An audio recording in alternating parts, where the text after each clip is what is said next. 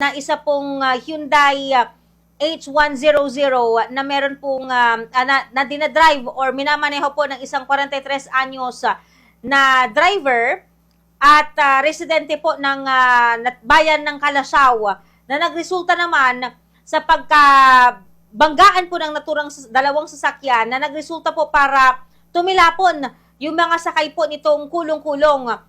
And in line with this, nakapanayan po natin itong si Police Master Sergeant Elmer Mirza ng Infanta PNP at narito po yung bahagi po ng mga informasyon o information po regarding with this accident. Narito po ating pakinggan yung unang bahagi ng kanyang pahayag. About 2:45 p.m. ma'am, may na-receive po kaming cellphone call from concerned citizen na informing ma'am na meron pong vehicular traffic incident na nangyari sa Barangay Bayambang, Infanta, Pangasinan.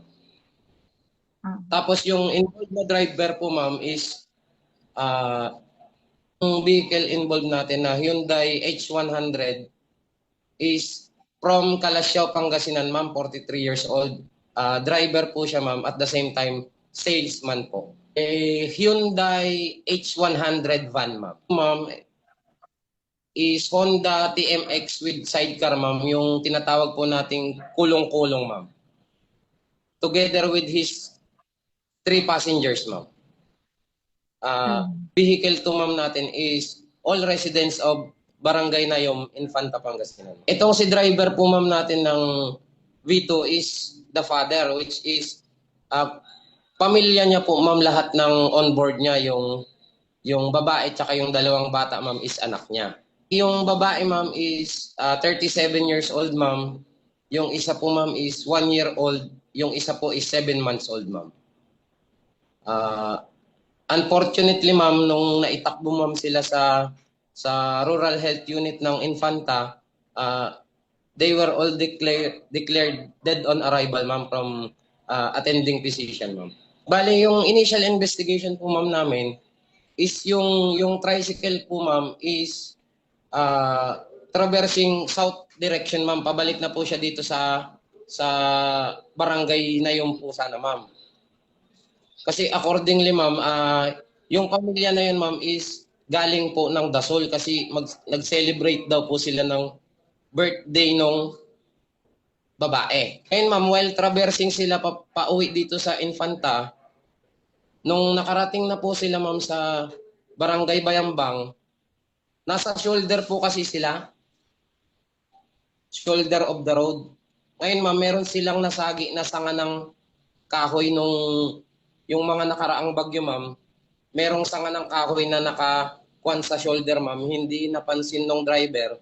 Kaya sumabit yung bubong ng sasakyan nila ma'am. Kaya sila nag-tumbled sa kabila ma'am. Sakto naman pong parating yung incoming vehicle, kaya nag-face-to-face collision po sila, ma'am. Okay naman, uninjured naman yung driver, ma'am, ng H100 van. Tapos, hanggang ngayon, ma'am, nasa custody pa po nila. About 2:45 p.m, ma'am, may na-receive po kaming cellphone call from concerned citizen. Punde ang kapulisan na dyan po sa lugar kung saan nangyari po yung insidente.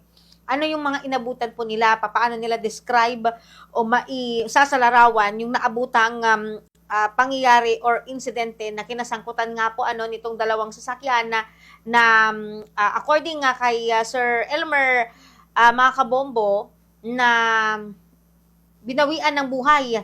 Ito pong 4 po na miyembro po ng pamilya na kinabibilangan ng padre de pamilya, ilaw po ng tahanan at yung kanilang 2 minor de edad na mga anak na pawang mga lalaki, edad 1 taong gulang at 7 buwang gulang. Narito pa po yung karagdagang pahayag sa bagay po na yan ni Police Master Sergeant Elmer Mirza. Actually, ma'am, talagang upon arrival namin dun, ma'am, nagkalat sila, ma'am, kasi yung impact talaga nung collision, ma'am, masyadong malakas kasi hindi lang iisa yung pinagkuhanan ng mga injured, ma'am, kalat-kalat po sila. According naman dun sa driver ng vehicle 1, ma'am, malayo pa daw siya, nakikita niya na yung incoming na tricycle.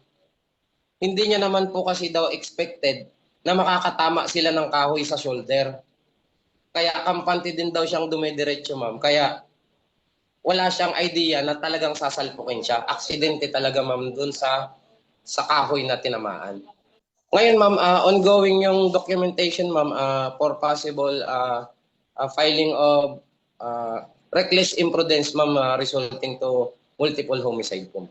Actually, kahapon, ma'am, nag-proceed na po dito yung mga kapatid nung mga namatay, which is nakausap naman na po natin, medyo naipaliwanag naman na po natin yung sitwasyon at kung ano po yung pwede nating maitulong sa kanila at doon sa pwedeng maikaso doon sa kabilang partido na ipaliwanag na po natin sa kanila, ma'am, which is okay naman daw po, ma'am.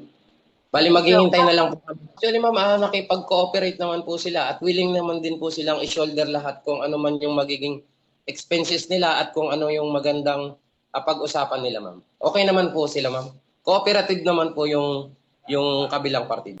Actually, ma'am, Samantala may paalala din si Sir Mer sa dito po sa mga kababayan natin. Lalong-lalo na yung mga may mga isinasakay po, yung kanilang mga anak, lalong-lalo na yung mga maliliit pa na magsuot pa rin po ng siguro mga protection po para kung sakali na may mga ganitong insidente kahit pa paano maibsan yung possible na maging epekto po sa kanila.